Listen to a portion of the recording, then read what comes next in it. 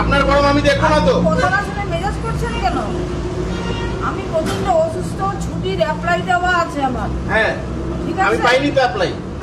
অ্যাপ্লাইটা পাননি তো, তার পিছনে কারণ আছে। কি কারণ আছে? আপনি আস্তে কথা বলুন। আমি আস্তে কথা বলতে পারি না? প্রশাসক হিসাবে আস্তে কথা আপনি অন্যায় করবেন, আমি সহ্য করবো আপনার হুমকি? এটা না, আমি হুমকি দিব? আমি আপনাকে বলছি, আপনি আমাকে কিভাবে আসছেন আঙুল দেখিয়ে কথা বলছেন? সেটা না, হ্যাঁ, আমি প্রচন্ড আপনি অসুস্থ। অসুস্থ আছেন, মেডিকেল লিভ নেবেন। মেডিকেল লিভ নিয়েছিলাম 7 দিন, তারপরে লিভ অ্যাপ্রুভ হয়নি। তাহলে আপনি আসতে হবে লিভ। আপনাকে তো মাইনে গভর্নমেন্ট বন্ধ করেনি। না তাহলে আপনি এত জোরে কথা বলছেন কেন আমাকে? না, আমি আঙুল জোরে দেখিয়ে কথা বলবেন না ব্লক প্রশাসন। না না, আমি জোরে কথা বলিনি। আর নেক্সট টাইমে 10:30টার পর এখানে ঢুকবেন না অফিসে। সিএল নেবেন, ইএল নেবেন, মেডিকেল লিভ নেবেন, নাগরিককে পরিষেবা দিতে হবে। আমি এখন অব্দি একটা মেডিসিন খেতে পারিনি, না খেয়ে চলে এসেছি। কি হয়েছে? আপনার সেটা আপনার কর্তব্যের মধ্যে পড়ে।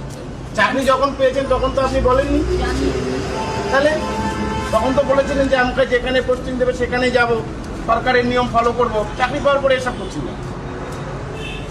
আমাদেরও তো শরীর অসুস্থ, আমারও তো সর্দি কাশি আছে। সর্দি কাশি না দাদা। কি আছে?